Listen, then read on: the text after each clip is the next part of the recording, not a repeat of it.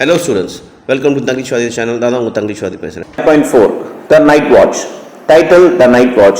Artist Rembrandt. Medium oil on canvas. Period 1642. Style Renaissance Baroque. Collection Rijksmuseum Amsterdam.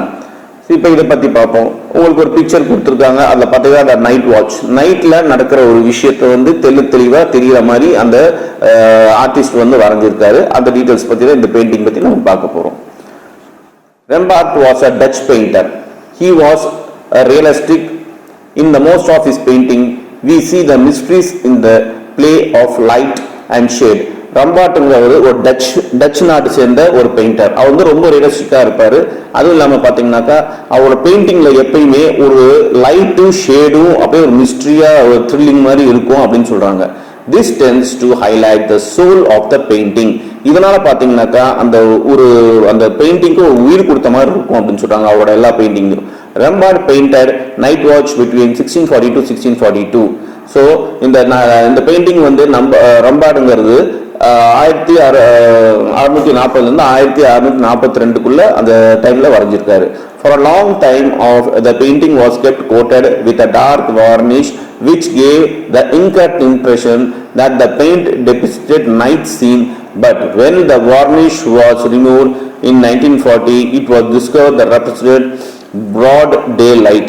So ரொம்ப காலத்துக்கு பார்த்தீங்கன்னாக்கா அந்த painting வந்து பிளாக் கலர் கோட்டு பெயிண்ட் வச்சு மூடி இருந்தாங்க. அதுக்கப்புறம் ரொம்ப வருஷத்துக்கு அப்புறம் 1940 அதை ஓப்பன் பண்ணும்போது தான் என்ன கண்டுபிடிச்சாங்கனாக்கா அது வந்து ஒரு வார்னிஷ் எடுத்தோடனே அதில் இருக்க வார்னிஷ் எடுத்தோம்னா பார்த்துருக்காங்க அதில் ஒரு டே லைட் இருந்த மாதிரி ஒரு பெயிண்டிங் இருக்குது, நீங்கள் பெயிண்டிங்கில் பார்க்குற மாதிரி. This painting illustrated the young captain giving orders to the lieutenant to march his company civilians.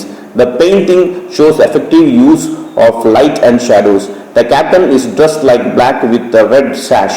The lieutenant of the small girl are shown wearing yellow dress which are symbolize the color of victory.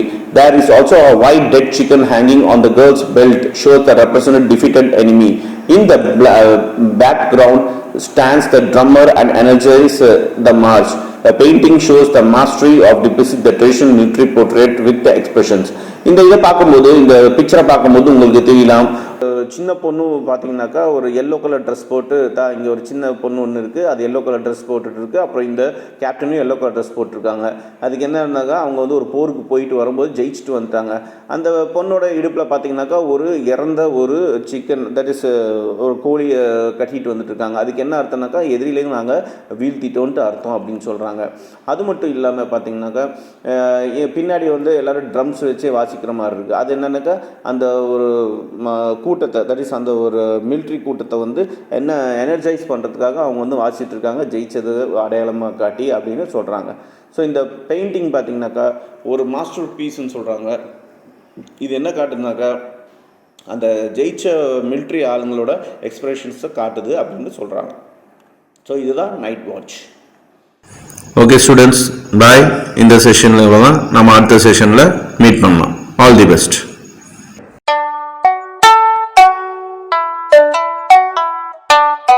Online கிளாஸுக்கு tanglishvadi@gmail.comக்கு mail அனுப்பிச்சுடுங்க, உங்கள் details அனுப்பிச்சுடுங்க.